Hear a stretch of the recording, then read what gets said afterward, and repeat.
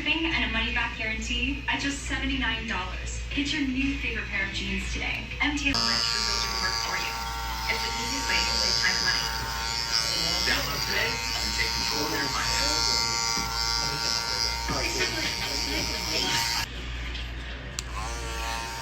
You brought me home without telling me. I realize I violated the sanctity of Mr. D, but I just don't think... Yeah, she's pissed.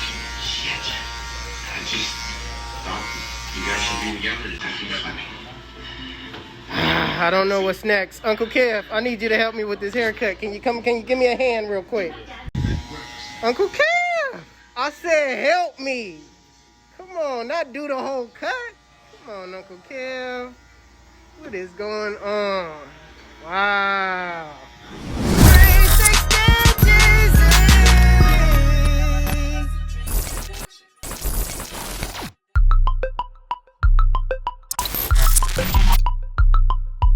HustleDreamProduction.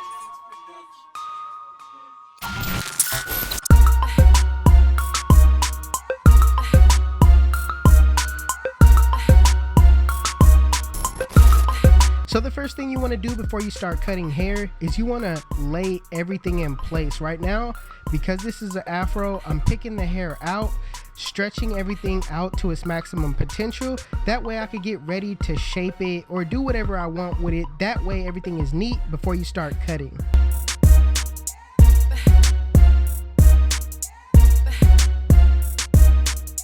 So right now, I'm gonna take my afro shears and just cut it down a little bit, all right? What I'm doing is I'm building a shape. I'm visually taking the hair down to a shape where, you know, I could blend into. So this is not the final stage of what the afro is gonna look like. This is just building the shape first before you actually start blending.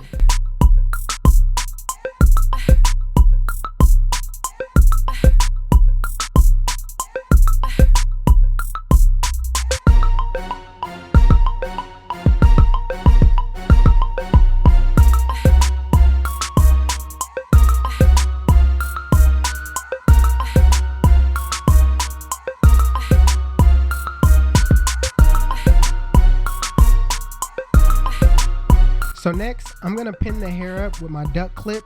That way it makes it visible so I can do the taper. So using my Babbler skeleton trimmers, I'm gonna set in my bald line. I'm not gonna take this line up too high. I'm gonna basically just take it up a little bit based off of the color of my client's hair. I noticed with darker hair, you could take the bald line a little higher. But with like blonde brown hair, if you take the bald line too high, he's gonna have an extra high taper if you do it. So make sure you keep the bald line low, especially depending on the color of your client's hair.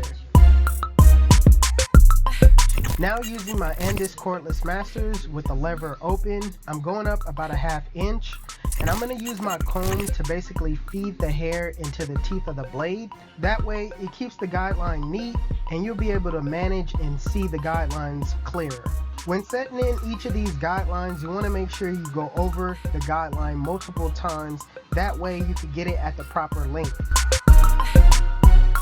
Now putting on the one guard with the lever open, I'm basically doing the same thing that I did with the lever open with the one guard closed. I'm going up about a ½ inch and feeding the hair into the teeth of the blade, making sure that I go over the guideline multiple times.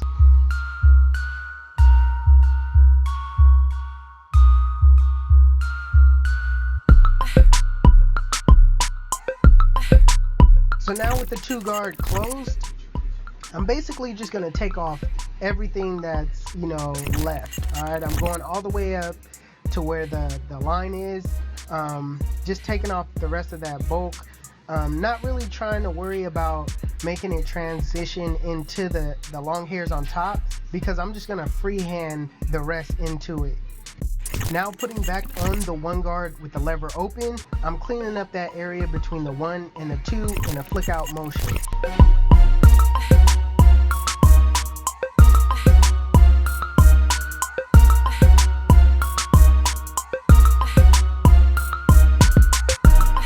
putting on the zero guard with the lever closed in a flick out motion, using mostly only your corners, flick out that middle line.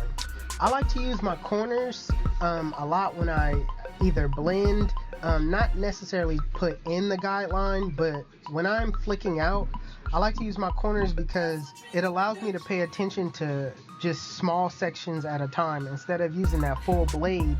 You know, you might not need to take off too much in one certain section. You might just need to take off a little bit in one section. So that's why I use my corners for the flick out motion. Now it's time to take out that bottom line. I'm going to use the lever closed in a flick out motion using only my corners. I'm going to start below the line and flick to the line. Now if I need to go any higher than that, you need to adjust your lever as you go up.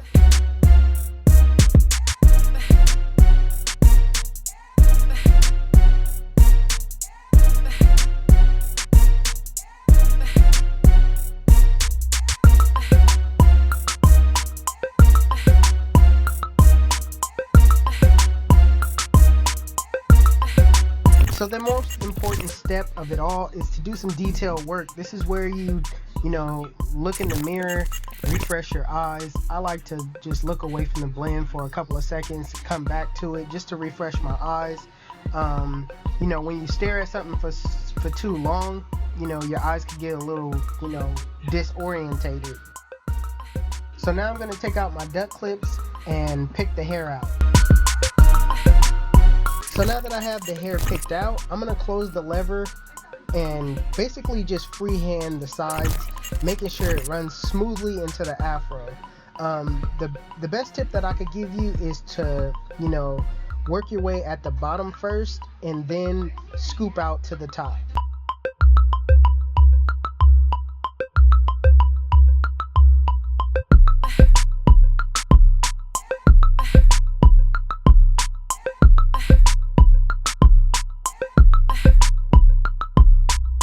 So as far as the back goes, I'm going to use the similar steps. I'm going to pin the hair up, start with my bald line.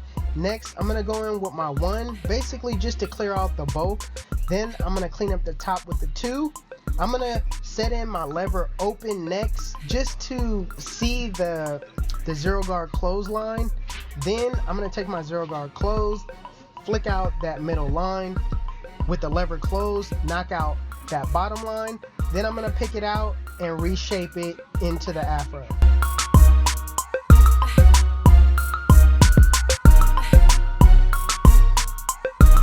So when it comes to the side behind the ear, I'm going to freehand that part too, with the lever closed. I'm also going to be taking my 1 guard, and just like I do on the lineup, if you guys watch my previous videos where I take down the front line with a number 1, I'm going to do the same thing around the ear.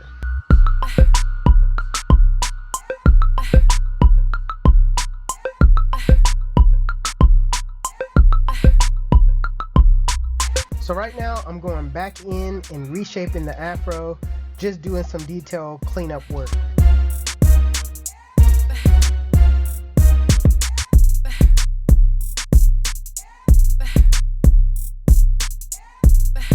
So the same way how I lowered the edges around the ear, I'm going to do on the front line as well. I'm going to take my 1 guard with the lever open and run it straight down. This is going to make the front line a lot crispier. I'm also going to take my shears and, you know, reshape the front of it also.